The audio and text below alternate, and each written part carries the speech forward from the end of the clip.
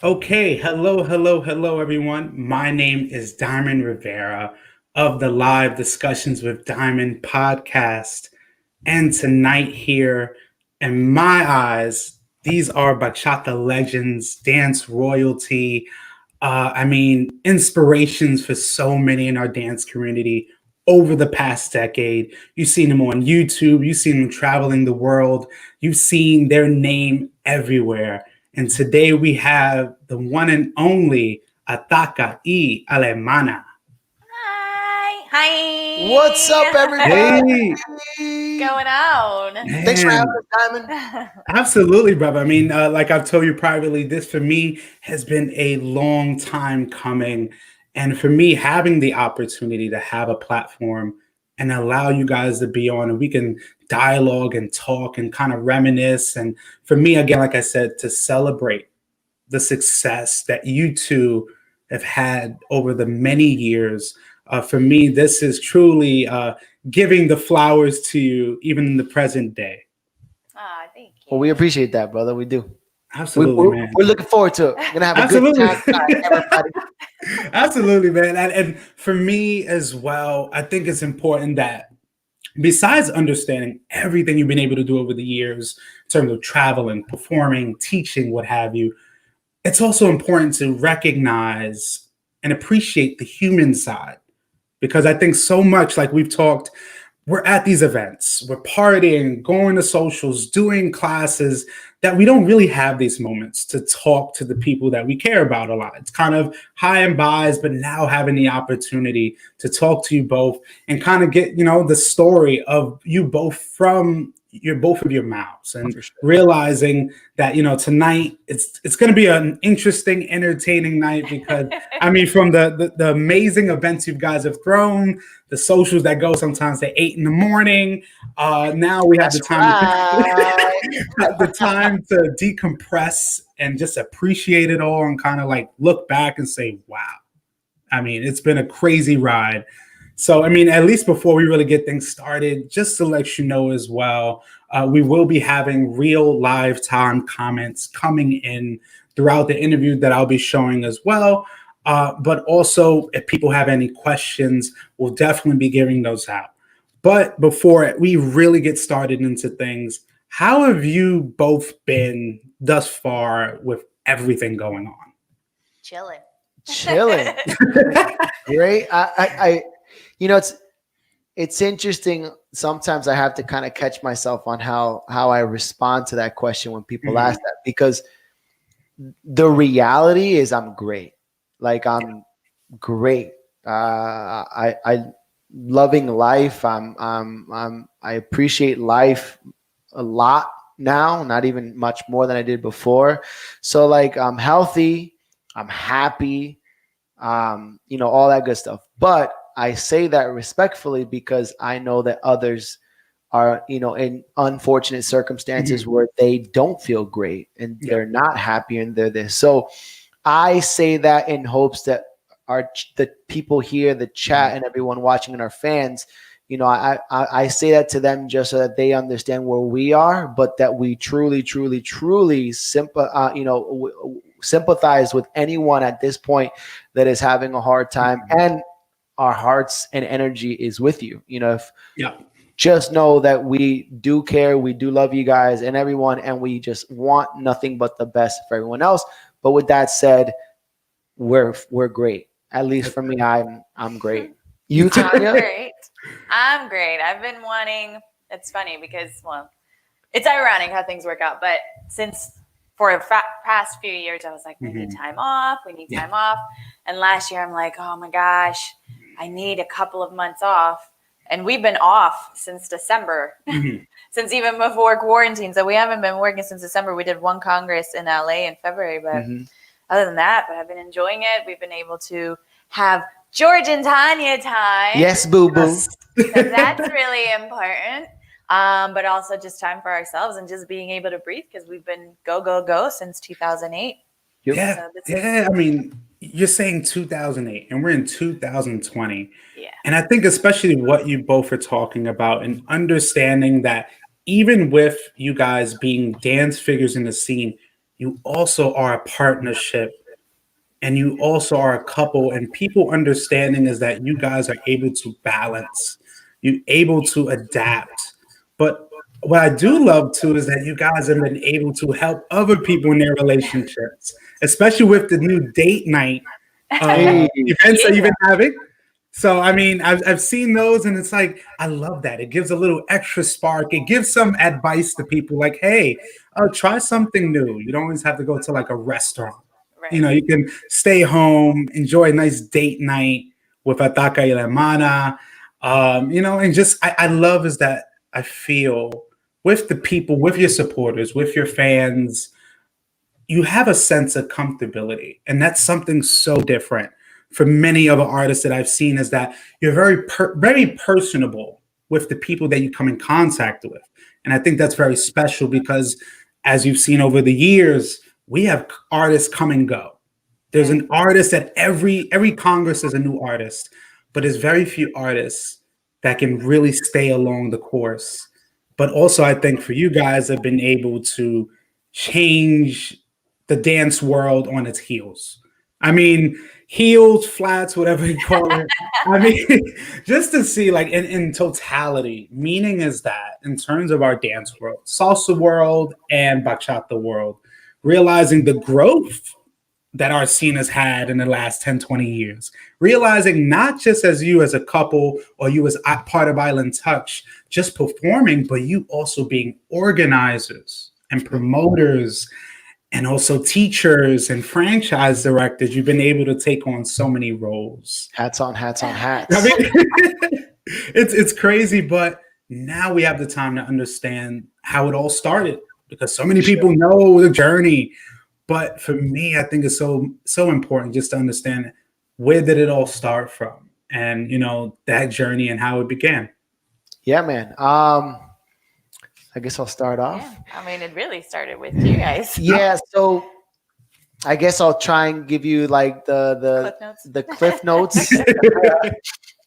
So I guess I have to start in college, because Mhm. college was when I got into dancing. I went to college on a baseball scholarship, Okay.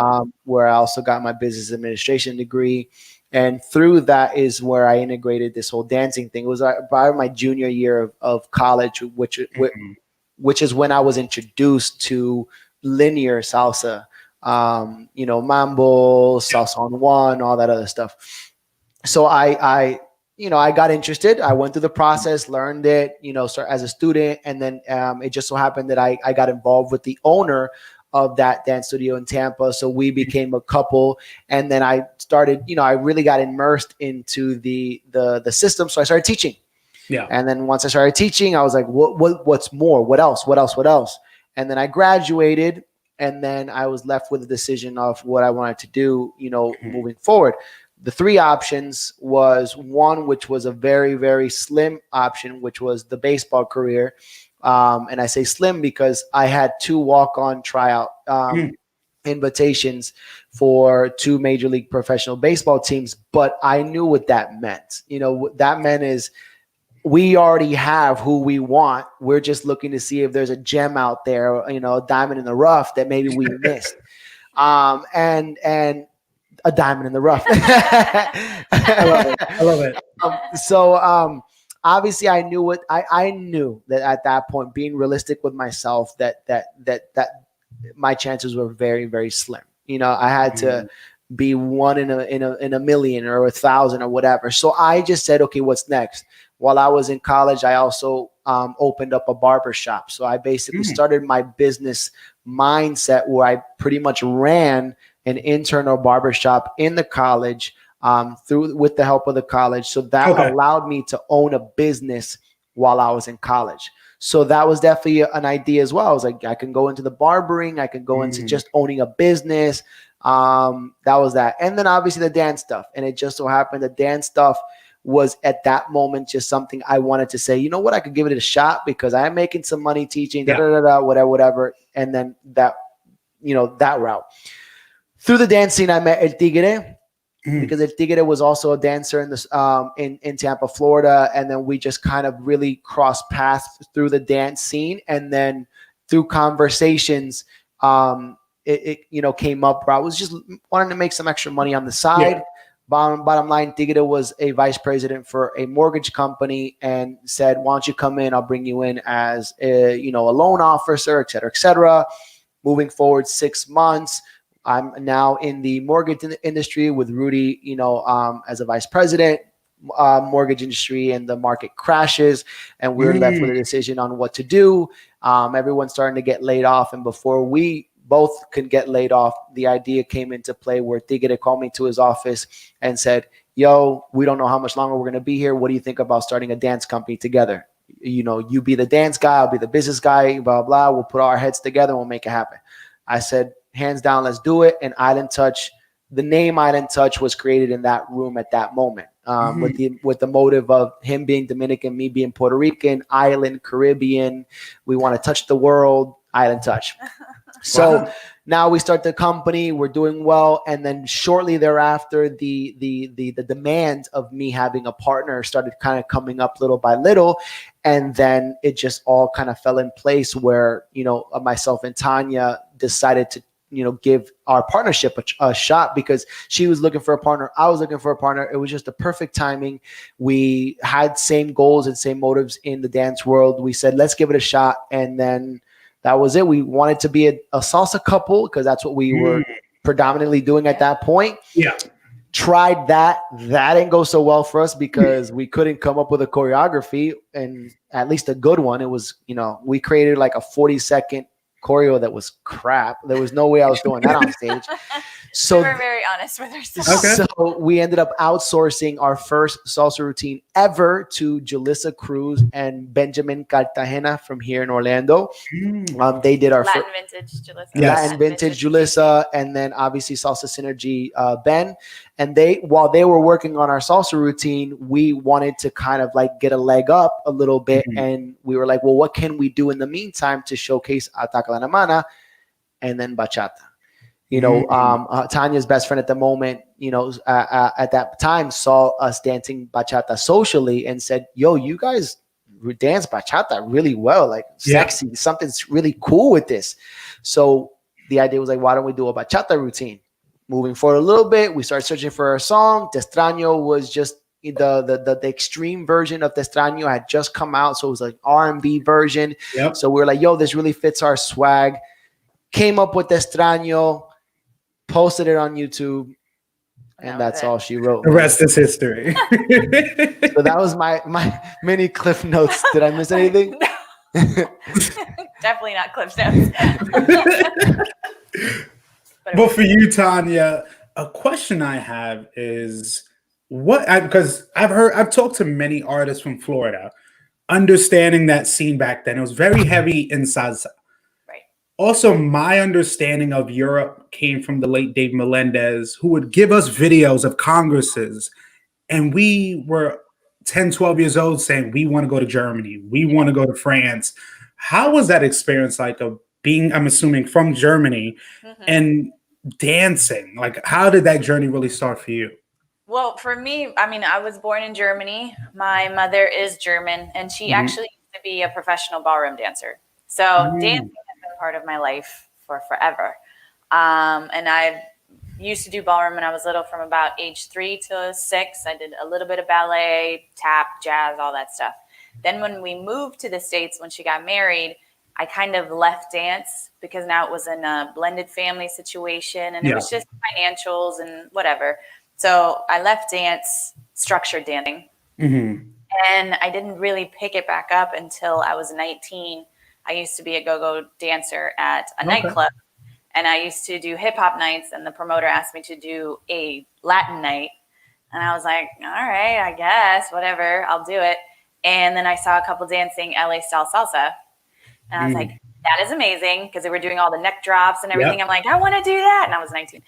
And it just so happened that the couple that was dancing, their roommate, I knew from church way back in the day when I used to go to church. And he was like, oh, well, if you want to learn, we can teach you. He had other things in mind at the time, but I still came over. I'll give you some private lessons, girl. I won't charge you. It was, whatever. But I went over there strictly for the lessons. I'm like, I am going over there to learn salsa. So they all taught me salsa, and this was Neri Garcia, who ended up being my dance partner right after that, a couple months later. It was him and Judy, and they were the ones that taught me. And that's really how I got into it, and that was in 2005. But I've always grown up with dancing. And the thing is I didn't know about Latin, this type of Latin dancing when I was living in Germany. It was the ballroom Latin style, but it wasn't anything like the street style that's now studio style that we know. Wow. So moving from Germany, I'm assuming you moved to the Tampa area. No, we moved because my stepfather was a military man and he was stationed in Toma, Wisconsin. So I was a cheesehead for the first year of living in the U.S. So we moved to the coldest possible place. That is Germany, it's pretty cold. It's pretty. But then we moved to Fort Myers, Florida. Gotcha. That's a complete 180. Completely different. Man, so now understanding how you both started dance. When do you? I mean, I'm assuming you both maybe remember where was that first moment you met, or the first social or event. I do remember the first time I actually paid attention to you because we met before. Oh, damn, man. You got to say it like that. No, because you remember meeting when... At the anniversary party. At the anniversary party. But I didn't remember you because I was with Neri at the time and I wasn't paying attention to anybody else. But in December of 2007... It was the World Latin Dance Cup, and you had asked me to dance. She was wearing. I remember specifically because this was really a part of her style. Because Tanya at that point was very grungy and very kind of tomboyish. Okay. But a sexy, sexy ass tomboyish. She was wearing the bra with the fishnet shirt on top, and then she had I think it was black pants, and she always at that point wore jeans. So I remember it was shorts. It was black shorts with chains. I said that's what I just said. Jeans. But I meant to say chains. That's why I did this.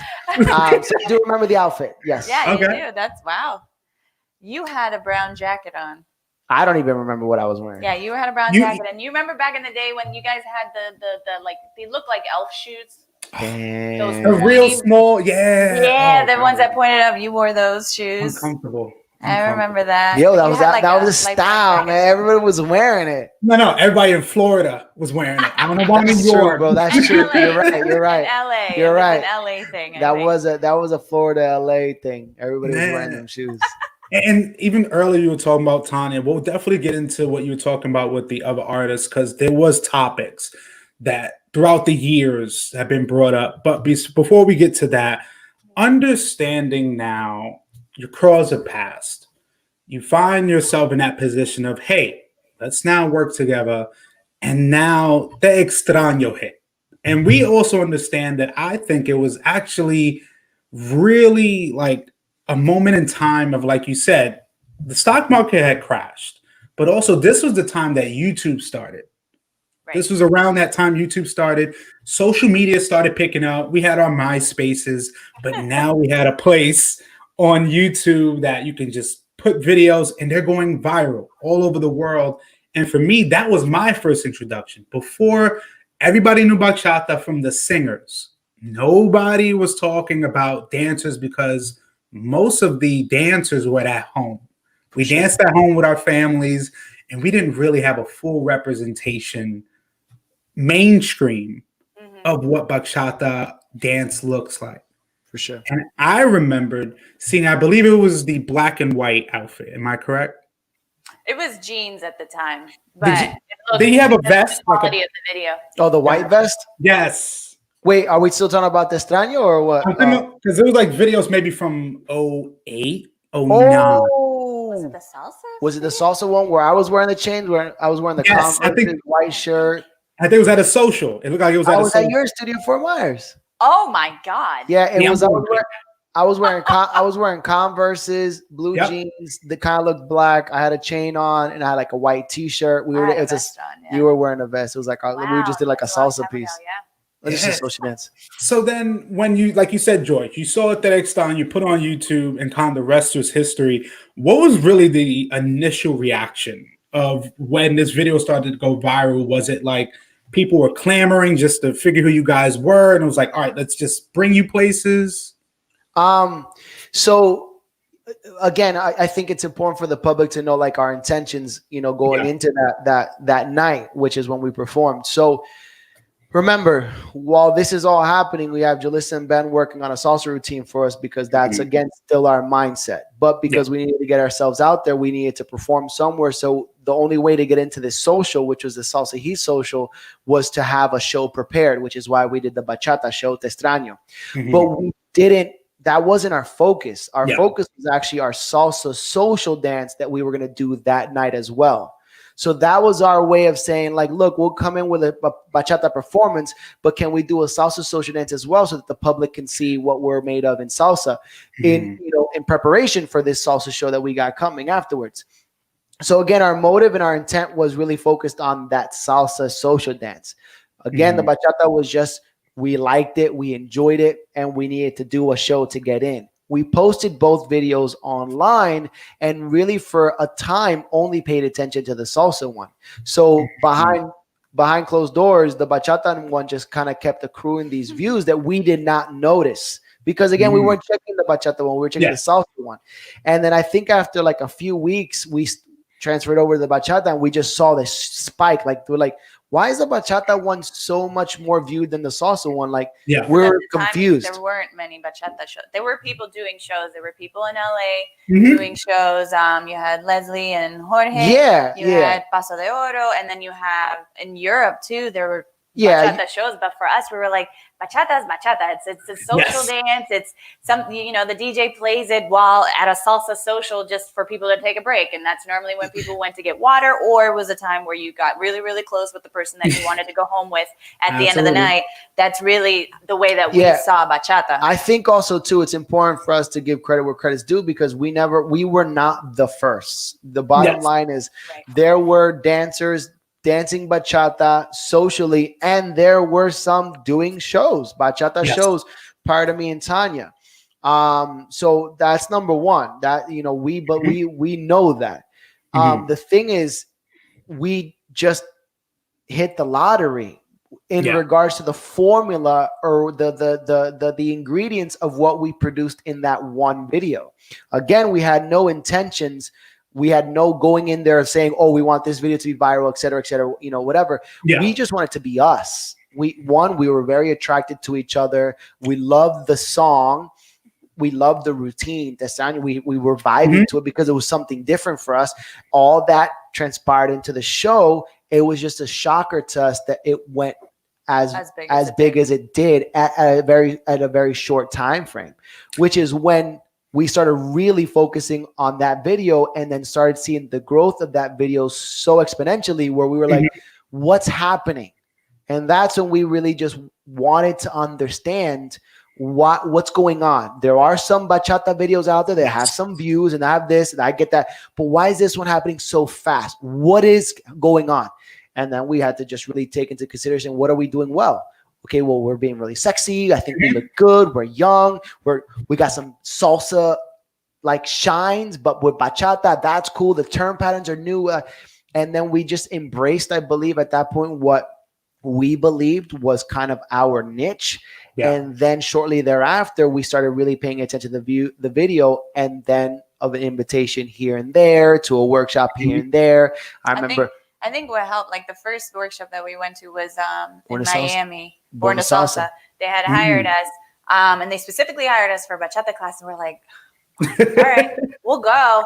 But what happened was it was a crazy full class for the bachata. Like at that moment in 2008, you didn't have fully packed workshops. Yes. Especially not at a social. Like, and especially a local couple that's nobody. Like if you had like Eddie Torres, that makes sense. But we were nobody at the time. And to have a fully packed class, that's really when we were like, okay, so something's changing, something's happening. And then because of YouTube, we had promoters or different schools like Bermuda We got invited to Bermuda early on because they saw the video, and they actually traveled to Orlando to the Orlando Congress where we performed it. So it was, yeah, it was very interesting. Yeah, it was an educating time for us because I think as people who truly love the dance community, we were kind of thrown into this kind of experience of really really understanding how to connect with the public, which is really what we wanted to do, right? As performers, we want to touch the hearts of those that are watching. We were just able to do it in a manner that for us was so natural and organic. And I think that's what was the surprise, because it was like it was effortless for us. Like what we did in Te Extraño and just being us was just like us. And then to see us really make an impact on the people that we had been watching for so long, the community, it was something pretty beautiful to see and something that we didn't want to take for granted, which is why, like Tanya mentioned, at that moment, we knew this is something we need to pursue. And that's when all of our attention continued going towards the bachata world. Man, and it's amazing because what you talk about is the organic promotion of it. Like you said, people gravitated to the fact that you guys dance socially before even a performance. Someone had your own friend Tanya let you know the way you guys dance is basically infectious. But what I think was helpful, especially through social media, was that your choreography, your routine was it was easier to digest than many others. Because like you said, there were many groups before, but a lot of it was more show-based.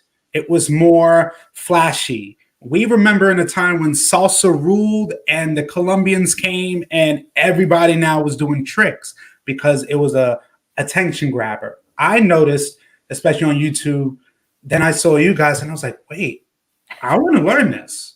This isn't something that's intimidating. It's more like inviting. And I think that was really the overall approach. And realizing then the Extraño hits. Now you're starting to travel. Now you're starting to perform and go outside of Florida now. What were those initial experiences like for you guys, being the quintessential bachata couple who originally was salsa? Yeah. I think for me, the experience or what I was feeling at the time, it was just unbelievability because we had talked about it at the beginning of our partnership or before we even decided to become partners. We said, okay, I want to travel the world. We want to teach workshops. And then to actually have it start happening where you put something out there and it actually manifests, that's what was so unbelievable. And just how much people, even back then, they would be like, oh my God, I watched your video. I love you guys so much. And I think just with my past and how I grew up and, the confidence issues that I had growing up, it was just very shocking, I guess, in a way, to be this person that people look up to, even at 22, having people that are as old as my mother come up and say, oh my God, I love you guys. This is incredible. You bring me so much joy, or whatever they might have said. It was just, it was a nice feeling, but it was also shocking and unbelievable at the moment. Yeah, I mean, I feel like if there's two words that can describe what I felt, it was motivated and grateful, right? So I was grateful for what transpired from that video because it opened up a door for us, and that's what I think everyone really wants. They want the opportunity, they want a door open and then, give it a shot. And then I was motivated to just capitalize on it. I was motivated to showcase people that we are, talented. We are a good couple. We are, both bachateros and salseros. We are great instructors. I was just at that point, I'm like, yo, we got a chance now. This is our shot. We literally got one shot to capitalize right now, because if we don't, then we're going to potentially be looked at as like a one-hit wonder, which could, affect us later. And I was motivated. I was like hungry. I was like, let's not take this shit for granted. Excuse my language. Don't take this for granted. We got a great opportunity. We deserve this opportunity. and let's capitalize. So I think that's what we both really just gelled at that point, and we knew. And then obviously you got to keep in mind, Tigre is along with us during this entire process. Yeah. So he is an observer to all of this as an owner of this company, and he's like, his brain's going crazy. Like, oh my God, what's happening here? So now there's 3 people motivated, hungry, and ready. And that's what we did. Man, and at least before we really get into it more, we do have some comments coming in from my boy Norberto, all the way in.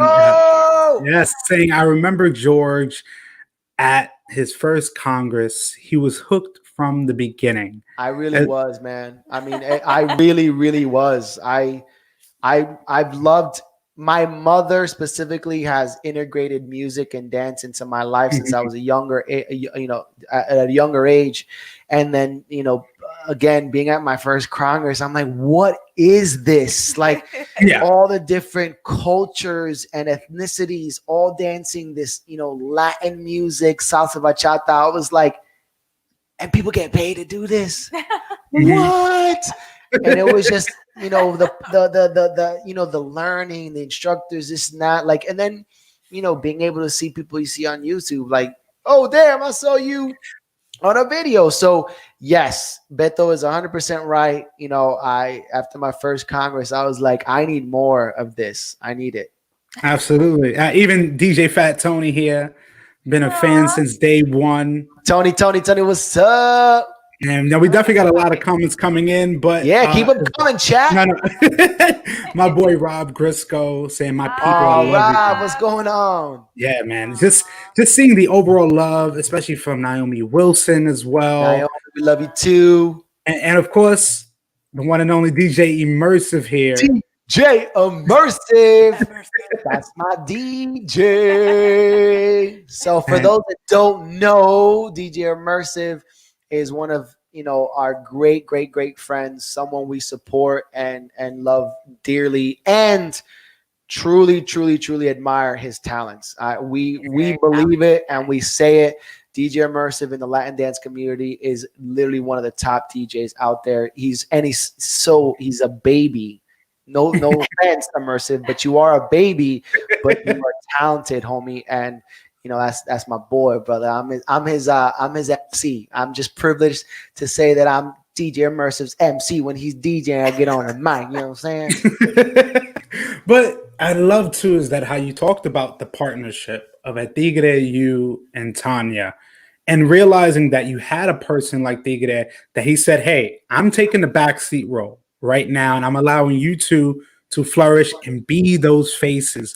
But realizing then you have a person behind you that's observing everything going around. So that's where the marketing comes from. For sure. That's where being able to say, hey, you guys are marketable. Now you're going to start traveling. Like you said, YouTube, people are seeing you on YouTube. I want them. I need to have them come to my event.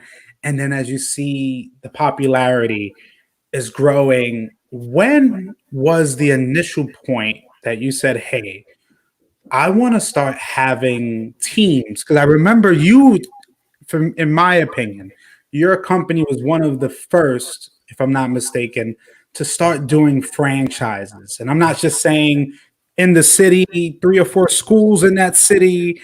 I saw an explosion. It was like New York, New Jersey, DC, Spain. And I'm like, wait, what? Like, how did we get to that? But for me, I've seen it, but I would love to know how that vision started and what were those initial startups like for you?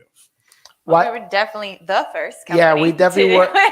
So I think something that Tanya Tanya knows it obviously, but I think it's important and it's an integral piece of information for the world to know that Island Touch started as a contracted service, a contractor service. Mm-hmm. So this was from the jump. We did not want to be tied into one specific dance studio. We wanted to be hired to work for multiple dance studios. So already the mindset from the beginning was we don't need a studio. Hire me, hire Tigre. At that point, Tanya wasn't with us just yet, but we'll come into your studio and we'll represent you. So automatically, we were already in that mindset of expansion.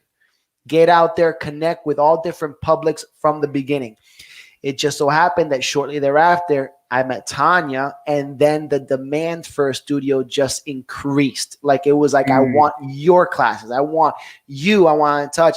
And that's when we broke away from the contracted service to then start Island Touch. So Tanya can take over from here, but that little gem I think is important because it was integrated in us from day one. Like we wanted something different from day one. We transitioned into kind of the standard studio stuff, and then I mean, we always had our, well, not always, but we had our dance teams in Tampa, and obviously having Rudy with the experiences that he's had, have his business mindset of, okay, we need to be able to figure out a way to make this on a more global scale, because we saw the interest from people. At that point, we were already traveling around the world, like more internationally, and we had the demand. People are like, okay, I want to learn from you. How do we do that? We did DVDs and everything, but they wanted to learn what we do, which was our choreographies. So then the idea was thrown around, okay, can we franchise it? Like McDonald's, like Walgreens, like all Wendy's, these businesses, Burger King, everything. And it was never done before in our scene. And we were like, wow, what are you talking about? And we, at first, actually, the way that it started is we were the directors. So we had our team in Tampa. We had our team in LA. And was it New York? So there were three teams were Tampa, LA, and New York. I honestly think I hope you remember, because you got people from New York here. Yeah, I think it was either New York or Houston, because I think Houston was also for us to teach, because we taught the first one. Yeah. Sorry. So yeah, LA, New York, and Tampa. Yeah. So we taught those. And then as we saw, I think, because the thing is, we tried to get other artists that we knew interested, but because they'd never seen it done before, they were like, I don't know, that's not going to work. You're not going to be able to do it. And, you have your people that are like, well, this is my style and only I can teach it, and I don't trust anybody to teach it to somebody else. And, it's understandable. But we did it, and we actually flew to all of these locations ourselves, and we taught all these different locations. And then you would see these three groups perform, and we actually saw them perform together at congresses. And that's when some of the artists were like, oh, okay. So then our first team was in Houston with Troy, right? It was just Troy. So I think also too is we were wearing ourselves thin, because remember, you have 4 weeks in a month. We're already going to 3 cities. So that's 3 weeks. So now this is also now excluding, well, we need to travel to some congresses also as well. So we were like, we can't be everywhere at once. How can we do that? And that's when the idea of trainers came in, where we're like, but maybe we could train people to be us in those cities. And then that's when we had to integrate to where in those 3 cities that we started, since we had built the teams there, we basically put a trainer to be in LA. We were like, hey, you're going to be the director of this team. We put a director in New York. We put a director in Tampa. And then Tanya and I were able to now go to 2 or 3 other cities to start. Before we integrated that structure, interest came in for those teams. And that's when we were like, well, maybe let's start a process of incorporating directors. We built the whole process of qualifying directors here and there. And then we were able to basically, select, train directors to run these teams in different cities. And then it just segued into what Tanya mentioned, where it's like we could just add and add and add, and then it just started growing from there. Man, and that's really special, because like you said, you guys being the first and understanding in our dance scene, just like you've been from Tampa and the Florida area, realizing that with salsa, it was a dominating, like, socials everywhere. We remember a time when bachata was maybe 1 or 2 songs. You'd be lucky if you got it. We remember a time when even they had a bachata room. It was off to the side. People just went in to get air and came back. I remember those times, especially in New York, but I noticed a shift. And I think for me, honestly, you guys being from the States and seeing that explosion and the attention and now the notoriety you were getting, I started to see the shift in the scene. I started seeing people caring more. And that's not to say anyone else who hasn't done it, Right. but I think the way you guys were able to capitalize at those moments, that's what made it different. And also, like you said, now interacting with your dance community, giving opportunities for people to train with you, now having directors that are part of Island Touch. So from seeing three franchises, and it just blossomed. Right. And I noticed it, especially what we're going to get into now, is one of my all-time favorite events. And for disclaimer, I actually met my now wife at your event. Oh, no way. Congrats. At Bachata. Oh, damn. Yeah. That's You mean like, yeah. You guys must have had a nice time. We crossed paths. That's all I could say. But while we get into that, what I mean is that what I noticed was the growth and the progression and what you guys were able to market. You marketed each other as a couple. You marketed Island Touch. You then were able to market these franchises because you saw interest from different cities instead of you going to the cities saying, hey, we have this. But then now having the opportunity to create your own festival. Do you remember that moment or that time when you realized, like, hey, we could actually create our own festival, make our own rules, and create our own atmosphere? I really think that was more Rudy's department.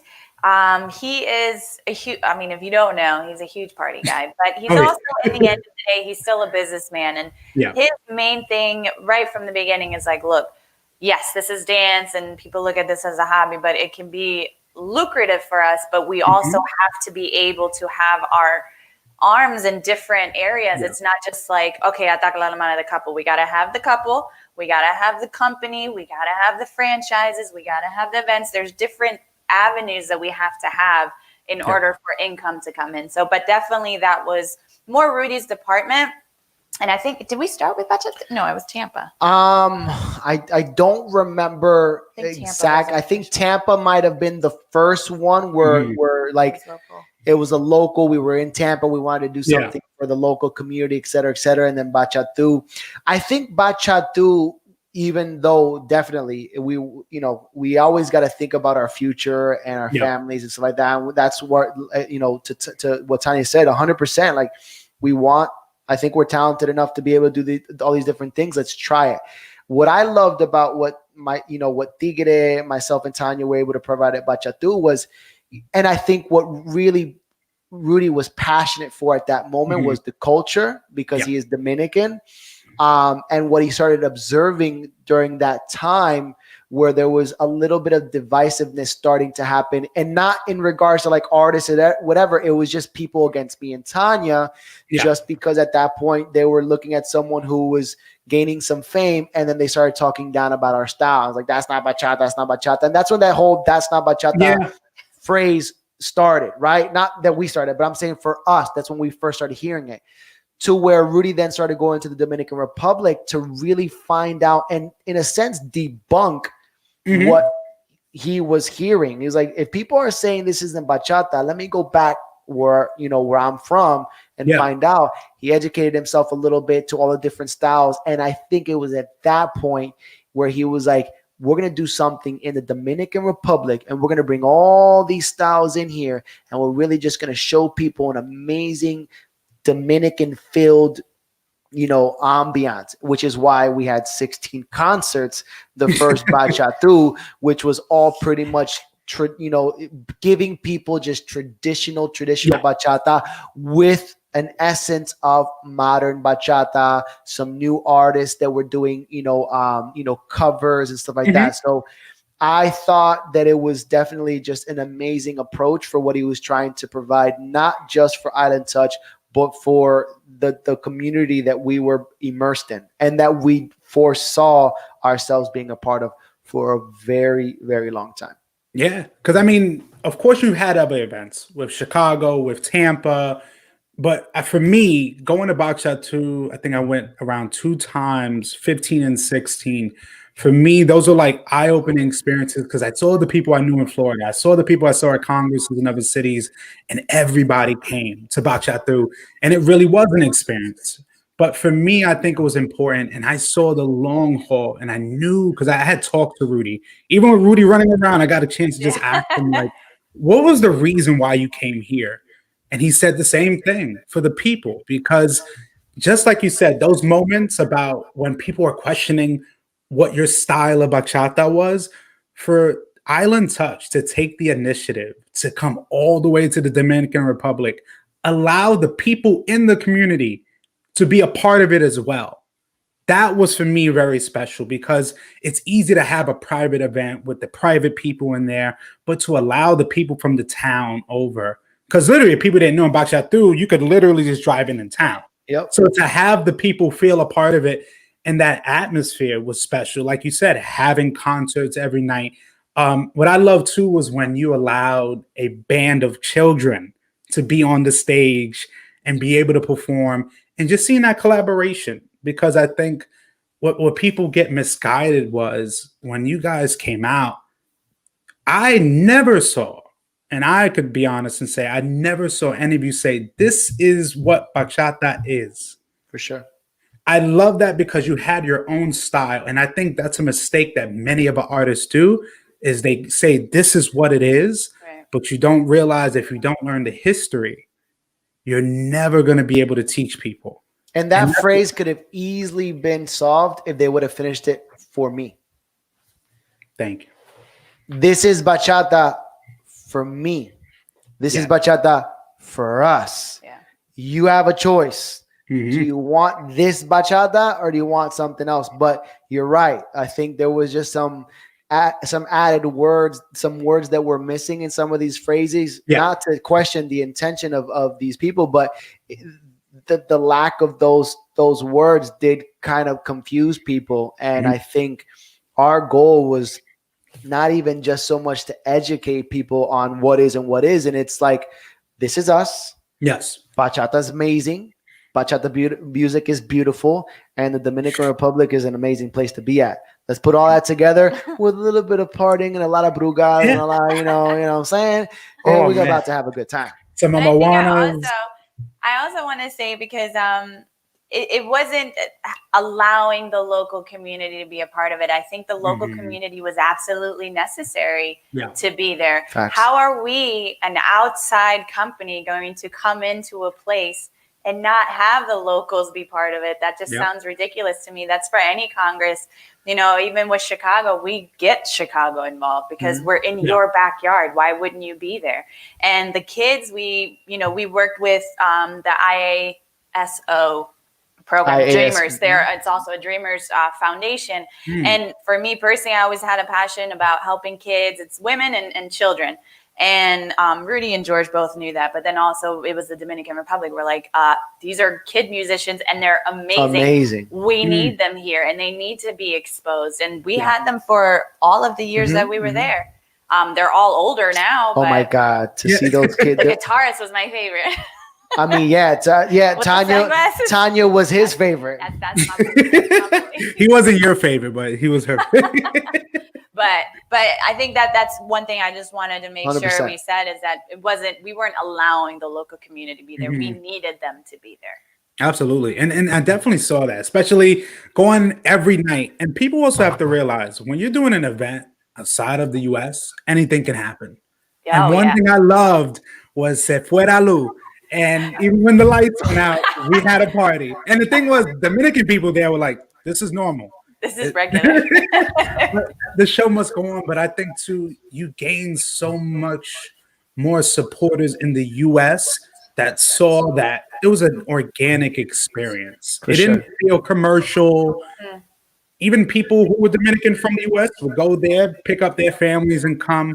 But also something that you both have said that really triggered me positively, and something I've always wanted to discuss briefly, was the object of when you're dancing bachata, which is known from being Dominican Republic, myself, I am not 1 ounce of Dominican. I barely speak Spanish, but I'm a salsa dancer or a dancer in general. And that was something that I felt other people could understand, was that ridicule of, because you're not from here, Yeah. who gives you that right? But I loved was that you guys kept pushing forward. And like you said, this is our style. If you would love to join, because I loved is that at Bachata, you would have almost all your companies from different parts of the world coming in, performing one grand routine. And that too was special. But I think a game changer that especially Island Touch events brought was the presentation. What I mean is we brought back the Palladium style, the salsa era of dressing up. That was something different because we remember going to socials 100%. with your sweatpants and your. I'll definitely attest to that, my Yes. good man. I mean, I was hard on that. I have sweated worked out a lot of blazers to say that you gotta look. If you look good, you feel good. You feel good, you dance good. You may Yes. sweat a lot, but it's okay. Yeah, it's true because like I've heard so many stories from artists telling me like, man, I hated when you go to socials and people didn't dress the part. Right. But I noticed in the bachata scene, especially when events like yours would come around and others, that now presentation was being looked at a lot more. It wasn't about going to a social being comfortable and just wearing a t-shirt or a tank top and some sweatpants and call it a night. Or with the shoes that George used to have, and the little cuff You at already the top. know. But that's just something I think over the years you guys have been able to evolve, and you've inspired artists to really bring out their best foot forward, their best outfit every night. And just seeing the amount of artists that have been able to perform at your events, the stars in the making. For example, I definitely have to show some love over here to my boy Angel Peguero. Oh damn, He says, Champu, what's up? he Yo, says, why do Champu's my one of my Call of Duty teammates, yo. Okay, I didn't know we Angel. get it in, bro. But looking here, he says, why don't you tell the public how y'all genuinely help build everyone that crosses paths? And he says, I tried paying them their rate just to talk about my dance career. Oh damn, They refused my money and gave me 3 hours of their time. My life has changed from their advice. Yeah, I remember that. Jersey. I remember that perfectly. It was in Jersey. I knew Angel through the dance scene. It just he always had this great energy to him. You know what I'm saying? I saw him dancing when I first started seeing him was when he was with Art in Motion and dancing with Darlin. And I remember just seeing him. I was like, he's a talented dancer. And then he reached out and he just needed advice. He needed help. He was like in any dancer, and we had plenty of dancers leading into that all just wanted extra, wanted guidance. And, we want to help people. That's the reason why our phrase from day one has always touched the world. Like we want to be able to leave an imprint, just on anybody. So Angel came in and he needed some help, and it didn't feel right. Yeah. Why am I going to charge you for what I believe will be someone with the work? If he puts in the work, will be someone very reputable in the scene. And I'm proud of what him and Stephanie are doing right now because they truly deserve it. They're so talented. Yeah. I'm just happy that I was a part of at the beginning, just able to motivate him to continue, regardless of whether, what my information to him did or did not, if he took it, if he didn't take it, whatever. I just knew that he was really passionate for what he wanted to do. And I just said, bro, you got to go for it. There's going to be some bumps in the road. Don't get discouraged. Just keep it going, bro. And bottom line is be patient. And I think that was one of the main things with Angel. I told him, I was like, be patient, bro.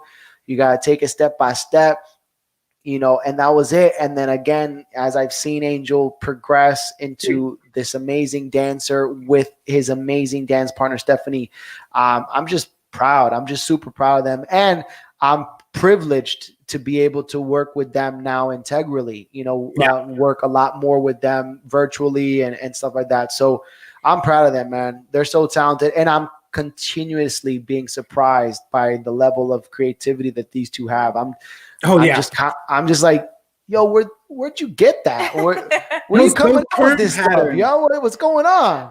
No, it's crazy. And to talk about it, because me having that previous talk with Stephanie, and she talked about it, and actually in January we're gonna have Angel to have that understanding. So I'd love to talk to him in the future about that discussion with you guys and understanding the lessons he's learned. For sure. But now I think it helps me transition to the segment that I have called the randoms.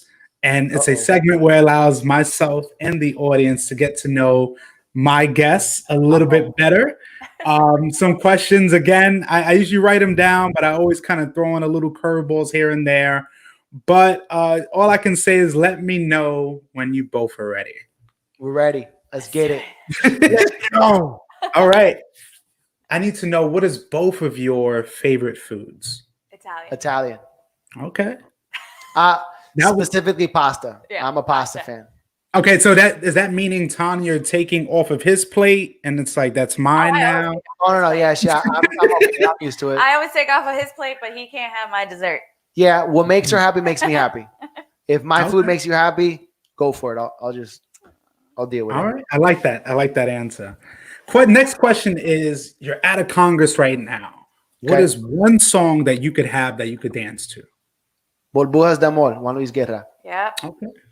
Same as well? Yes. That song right there is just, man. Just put that ish on repeat. All right, next question here, and this is dance related. What is the funniest moment you've had performing or at a Congress? Something you've seen, maybe you've done, a mishap, or an artist you've seen on stage, something happened. Of course, not saying any names, but just saying like something that like just had you dying. Oh my God. Here's the problem, because a lot of times in the past, for myself, I am drunk a lot at these festivals. So it's very hard to try to remember. Did that sound bad? Does that sound bad? No, not at all. Partying too much. I do remember one festival. It was Daniel and Desiree's festival in Spain, in Sevilla, a couple years ago. And it was the after party. And you and Sergio, Daniel's brother, had been drinking quite a lot. I am outside. There's just a circle around you guys. I'm outside the circle. And then I look over and both of you guys are topless. I don't know how that happened. I mean, in my defense, the after party had started. So they had been like, it's after party time. And then obviously there was like water on the floor, slip and slide. They wanted us to do slip and slide stuff. So I wouldn't do that when it's just normal festival time. But once it's after party time, it's after. Yeah. Okay. So, I'm the emoji. That's the Jordan. That's the Jordan. Bro. All right. Next. that's the only thing I really remember that was funny, but also threw me off. Okay. Yeah, for sure. I mean, are we talking about performances like on It can stage? be anything. Like you're at a Congress. It can be you going in. It's funny, even going into an elevator in Poland. I don't know if you know that story. With Mr. Bachata. Said when Troy farted inside the elevator. Wait, hold on. Troy has farted. Wait, Rodney. Are we 100% sure it was Troy? Hey. It could have been anybody in that elevator. I don't know. I think it's Troy. Because Troy had some just nasty. But he would leave too. That's the messed up part. He would press a button, do it, and then leave, whether it was his floor or not. Yeah, Troy was. That's really. And Troy said he ate good. Like, I don't understand. He was like, I would eat good. And I was like, but I don't come out of me like that. And yes, Troy was a prankster. Obviously, as effed up as the situation was, you just can't help but to laugh. And it's just, it's like moments like that, right? Like those are little experiences that are always just going to kind of be like implanted in your head. It's just, I think in general, everyone's really just trying to create these long, lifetime memories, not just for yourself, but for those around you. So yeah, it's, he's a prankster. That's Mr. Troy right there. And next question. I mean, I know you guys have traveled the world in recent years, but what would be a dream vacation destination? Maldives. Oh yeah, 100%. Okay. I think for the Or it doesn't even have to be the Maldives. It could be in Hawaii or wherever, or Bora Bora, where they have the over the water bungalows. That's where I want to go. Maldives at this point is just very commercial and completely overpriced. But Bora Bora, I know in Jamaica, they're actually in the DR. They're starting to. I think there's a location in the DR where they're going to have that. So I don't care. Just give me a bungalow over the water. That's what I want. I'm with her. I want that separation, wake up, jump on a slide into the water, and just be in your own zone. All right. I like that. Next one would be, what would be your spirit animal? Lion. Lioness. Oh, okay. Whoa. I like That's why I got a tattoo over on my Hey, back. girl. There you go. There you go. I love the collaboration. It's not like you got to guys look at each other and say, all right, is this right? You guys Is are this on. what we're saying? That's what we saying. Newlywed game. We saying that. Okay. And I know this, let me say this. This next question I took out because normally I say partner work or footwork, but I would love to change it and ask, if you were at a Congress right now and you had one performance you could see, who would that be? Like from someone else? Yeah, from someone else. It can be like a total different artist. Just over the years, maybe that one routine you've seen from one artist. I would like to see pretty much anything from Victor and Burju. Oh, When they were Ache Machete, the Ache Machete routine, the cha-cha routine where she has her little hat and the flood, anything from them, because they were just, he's so smooth and she was just, her move, just all of their performances were amazing. And for those people that don't know who they are, research them. They're on YouTube. Obviously, they left the dance scene. They have family, and Burju has her shoe business. But they were absolutely incredible and crazy creative. Absolutely creative. I would say the Flor de Mayo, Juan Matos, and Michael Fonts routine. Oh, wow. I remember that routine. Show. It's just because, again, for those that don't know, Juan Matos was one of my inspirations into getting into the dancing. I just saw him dancing. I was like, I want to be like that guy. So, he's a little crazy. He's a little crazy. I love him. He is crazy when it's party time. A lot crazy. He's the man. I love it. Next question would be, what would be your superpower? Teleportation. It's common. I like it. Yeah. It would be teleportation or flying. But I'm loving Tanya's face. That's like a meme. Because like what? Cool. I don't know. That question completely threw me off, but I like the teleportation part. I wouldn't have to get on a 13-hour flight anymore. That would be great. You can literally be anywhere whenever you need to. Yeah, teleportation. I like that one. Okay, I like it. All right, this one definitely gets people sometimes. Can you name 3 people in the dance world or even in life that have really been most influential to you? For sure. Want me to start? Yeah. I'll start. My first one's going to be a combination of 2 people because it's the 2 people that got me into dancing, which were Juan Matos and Oliver Pineda. So those are my 2 dance inspirations to get me hooked into dancing.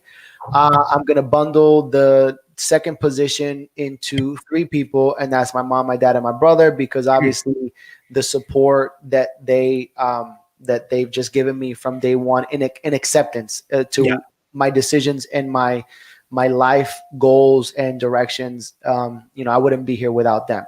And then obviously my third position is 2 people, and that's Tanya Kensinger and Rudy Lopez, because literally those 2 are my absolute rocks. Like, what we've built together as a trifecta, it's something that even to this day, I'm just like, it's a blessing. It truly is a blessing. Yeah. So obviously Tanya and Rudy are my rock. So those are in general, my most influentials.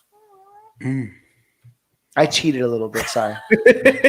Well, I'm going to have to cheat too, because for me, my really the dance inspiration part is my mom in general, because she was a dancer, but also she has been incredibly supportive in whatever I've ever wanted to do in my life. She's like, oh, you want to do that? Great. Like, she was never the type of person to just be like, you have to do this. You have to be a lawyer. That's all, like, because I wanted to study law. But the moment I told her I wanted to dance for a living, she's like, cool, dope, let's do it.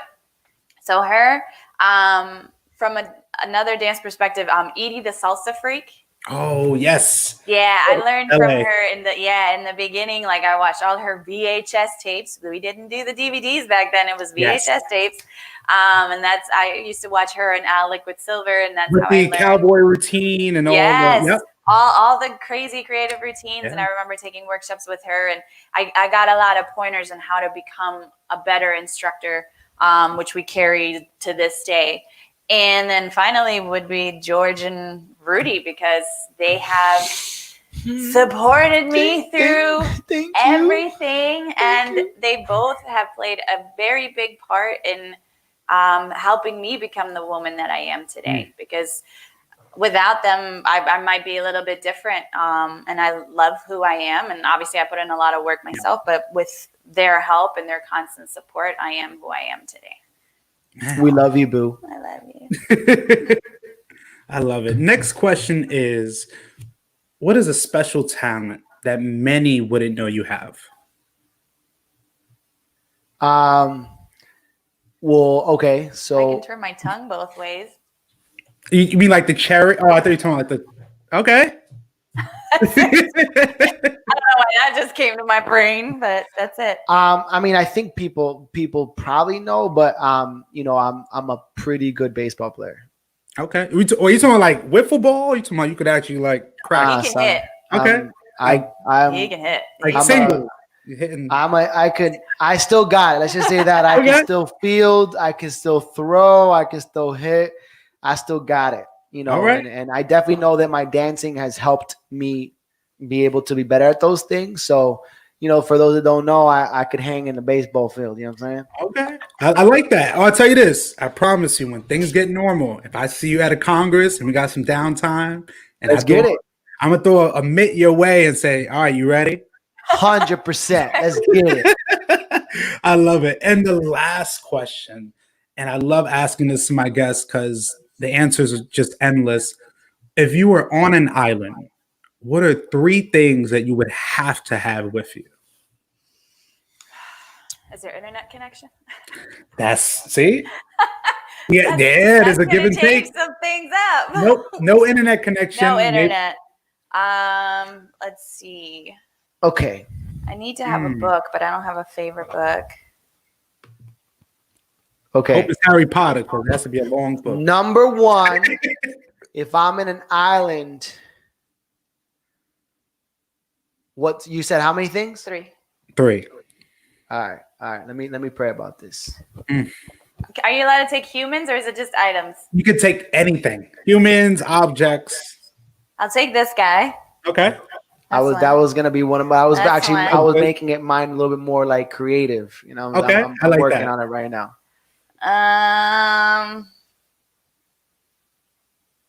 That was all right. I got it. I got it. I'm gonna take Tanya. I'm gonna take Rudy. Okay. And I'm gonna take a boat, because Island Touch is gonna get off that damn island through that boat, and we're gonna continue forward. Thank you. Killing it. So that was just an obstacle. How creative was that, though? Not bad, though, right? No, because no one has ever said a boat. Stranded. But we weren't stranded on an island. Boat. Everybody wants music. They want their PS5. They don't even want food. They just want The thing is, though, like, the question should be: are we stranded on an island, or are we? But that's the whole point. There? If you take it like that, your answer is gonna come across like that. I heard that the question very kind of like general. I was like, I could take it how I want. I was like, oh, that's easy. I'm gonna take George. I'm gonna take Tanya. I'm gonna take Rudy, so that we could talk and chat while we're there. You know, we may want to just hang out for a little bit. You know, the boat's there. We can just jump on and just leave whenever we want. But we may want that separation from the stresses in life and just talk and come up with some new ideas. Jump on that boat, head back into whatever island, you know, whatever we want to do, and then get it cracking. Let's just continue forward. There you go. There you go. That was a good one, though. You know what I'm saying? You know what I'm saying? Why do you think I was like, let me come back over here and cut and just kind of like plan this out a little bit more. So, Tanya, I heard that you said George. And he's got everything else covered thus far. I guess he got the boat. What other two things do you think would be essential? Oh, you got that covered now. All right. Yep. I need books. I don't have a favorite book. I just like reading. So basically any book. Why don't you say, who's your favorite author? I don't even have a favorite author. So figure out who your famous author is and bring that person. That person? Because then that person can basically like tell you stories all day, every day. What you want to know? Like, damn. Vision. Mind and Body is his company. He does the Code for the Extraordinary Mind and then the Buddha and the Badass. He wrote those books. I like him. All right, you got one more. This one I'm not going to give you any feedback or help on. Food. Oh, damn. Because I like to eat. I mean, that kind of makes sense. Yeah. Thank you, Tanya. And water. Food and water, obviously. Okay. Together. They go together. All right. Perfect. Well, thank you guys for doing that quick segment. It definitely was interesting. And now it helps me really transition before the present is to also really appreciate myself, what you guys have been able to do, even as of recent years, and realizing the positions that you guys have taken in terms of pushing the culture forward, besides bringing amazing events, having virtual events as well, but also the object, especially from you, Tanya, is body positivity. And that's something for me, even as a male, seeing female body positivity is amazing because especially in our scene, when it comes to women, the sexualization of women is endless. But it's really women like yourself that know how to present yourself and seeing the comments from women, just saying how they're inspired by you, by your messages of just belief, messages of just seeing more within yourself, but also you being vulnerable enough to say, hey, I might have these insecurities, but as I grow as a woman, seeing that I love myself more and more every day. I mean, I definitely wanted to ask Sonia from you, how has been that overall feedback, from you kind of pushing that message forward? It's been great. I do get the messages from different individuals that'll say, that was a great message, even if I'm just writing. Because the thing is, yes, I want to help. And yes, I would love to inspire people. But in the end of the day, I'm also talking to myself and continue to remind myself. Like when I put a video up, I'm talking to the people out there, but I'm also reminding myself of the value and the confidence and to remember that I'm a pretty dope person. So it's also therapy for me. But the feedback that I've been getting, just whether it's through messages, emails, or, before 2020 happened in person, it's been beautiful. And, I'll cry sometimes. I'm a very, Susie, I'm a very emotional person. I'm an empath, so I feel everything. And I definitely get very emotional. But it's been awesome. And having, had the opportunity to inspire others through dance and now, doing the fitness stuff. And it's really just about helping others become their best self. I think my mic, there it goes. Having them become their best self. And it's also kind of like being that big sister, because I grew up an only child and my mom did everything that she was a single parent for most of my life. So I never really had like this role model to really look up to. So I guess that's kind of what I'm also trying to be for people, or just somebody to look to for maybe an example or whatever, just knowing that you're not alone going through it, I guess. is really what I'm trying to say. No, absolutely. I mean, for me, seeing over the years, the messages you guys have been putting forward, the beliefs, even like you said in 2020, everything that's been happening, the support of BLM, understanding for me as an artist, as a dancer, as a human being, seeing artists that I respect and I love have the same understanding and positioning as me and following their truths, following their beliefs.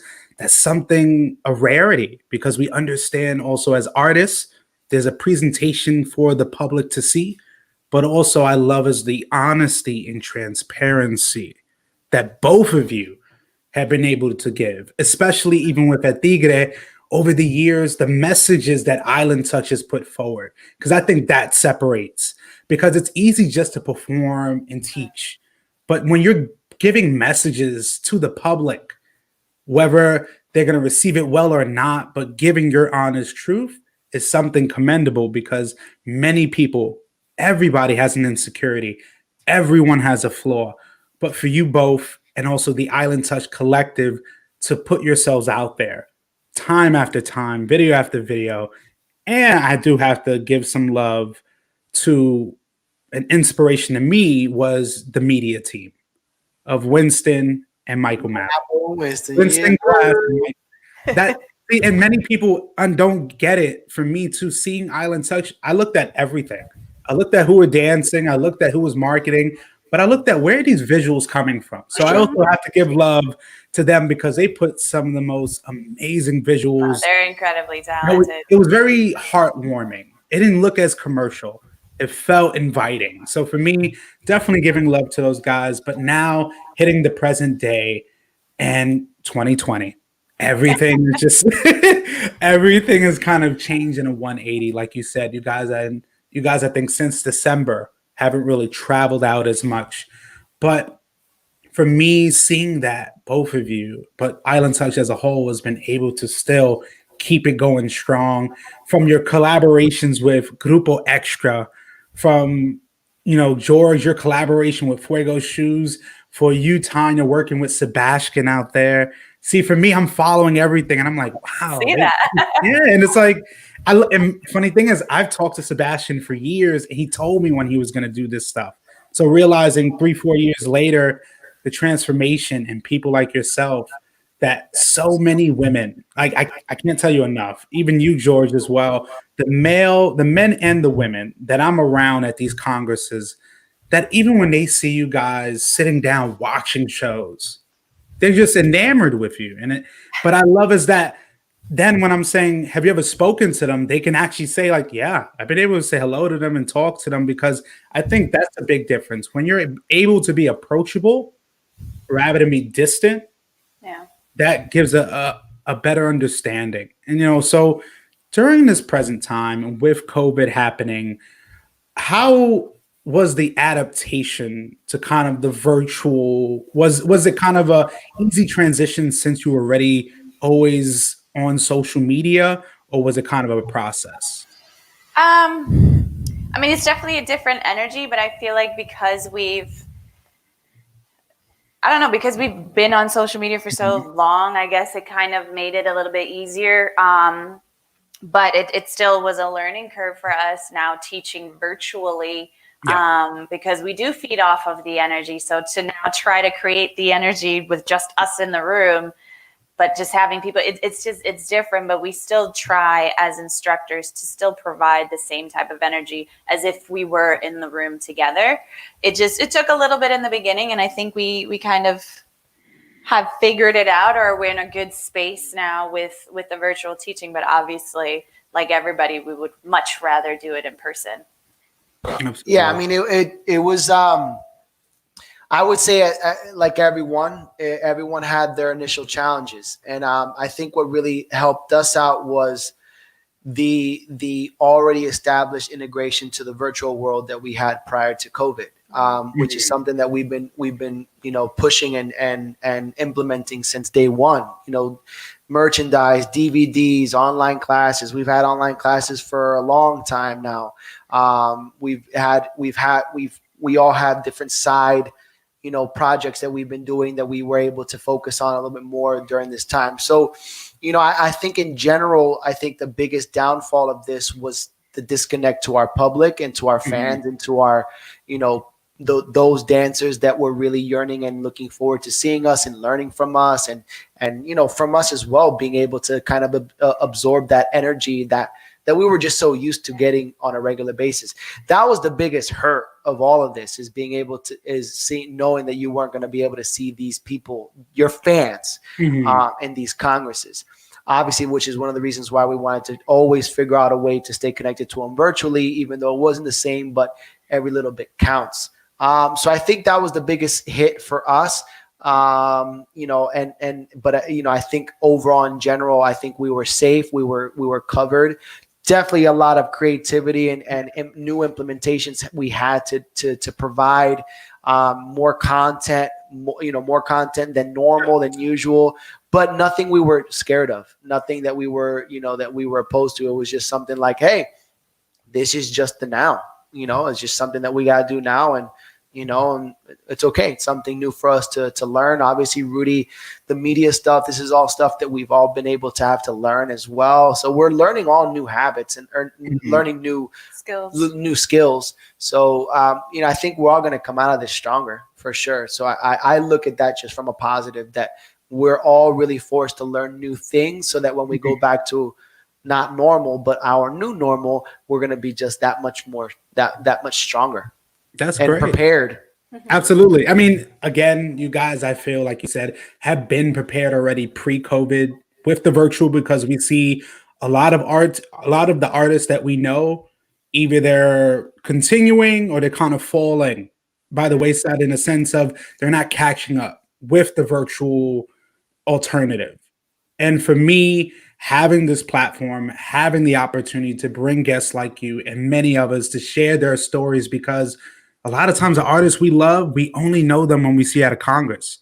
But realizing we have so much in common with other artists, sure, like myself, with you, Tanya, us being mixed, having to deal with that as we grow older, and then also being ingratiated in a Latin world that almost questions our validity. For me, seeing whether you're a male or a female or whatever you choose to identify with, realizing that we all go through real world problems, but being able to overcome those obstacles, I think that's the real lesson. And I think especially tonight, I've been able to just talk to you two just as people, as well as your name is Ataca, which means attack, and Alemana, yours the German. I see you as George and Tanya.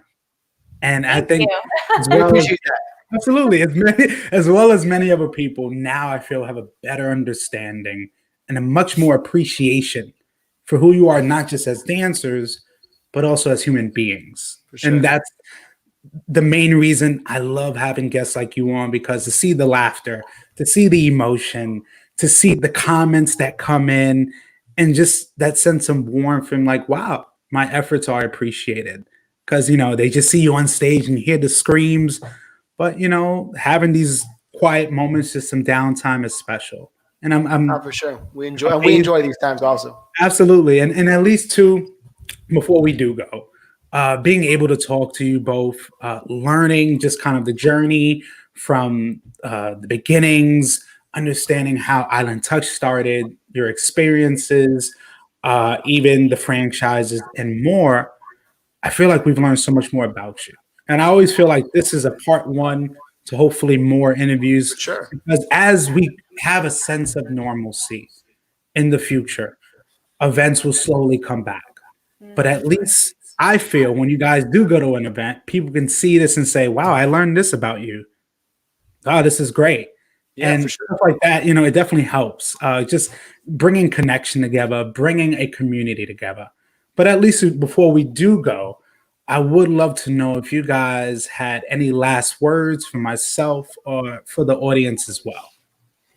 I mean, just me personally, I just want to thank obviously you, Diamond, for you as well as others that are providing these platforms. of information, knowledge, and connection to a lot of individuals around the world, that's important. I think it's very necessary. I think a lot of people are yearning for this type of information and these types of moments. So thank you, obviously, for providing this platform for not just us, but for other artists and all the artists that you've had and the artists that you will continue to have. So that's number one. We have a blast, bro. It's just, I know even though you're right there and we can't really touch you, like, it's good to see your face. It's good to feel your energy, and we appreciate you having us. As far as the general public and, everyone out there, all we can really say is, we thank you. I think it's just it's a continued load of gratitude and love that I think even during these times we start to really cherish more day in and day out, because there is a continued love and support for Island Touch and us and everyone around us. So I just want to say thank you to everyone that continues showing myself, Tanya, Rudy, Bianca, all of Island Touch love. We say this all the time. We are just getting started. We have so much more to do, and we're hoping that you guys stick around for the ride. And then obviously in closing for me is just we send you guys lots of love, lots of positivity. Stay healthy, stay strong, and I think in general take advantage of this opportunity not to be down, but to find it within you to take advantage of some of the things that you maybe haven't been able to take advantage of when everything was normal. Yeah. The family, the people around you, I'm saying, like, just make the best of this time, and then we'll see you soon. That's pretty much it. You basically said everything. Everything that I'd like to say. I mean, the only other thing I would say is just for everyone, just be kind to one another. I know sometimes we tend to forget that, or just show kindness whenever you can. You never know who you're going to encounter, and some of them might be fighting a pretty tough fight. So just always treat people with kindness. Sure. Absolutely. This amazing's been awesome, from learning your past, but also the present with Tanya, you working with Sebastian with I believe it's Dance Fit. Am I correct? It's called Dancers Boot Camp Online. Yeah. That's the program. And then I have a Queen Sculpting program. Awesome. And then as well, you, George, having the Ataca Gamer, your gaming channel that people are checking out. So, I mean, to me, again, I see everything. I love the Call of Duty. I'm loving, I'm loving the trash talk you're having on there. I'm loving it. It's been an interesting, it's been an interesting quarantine.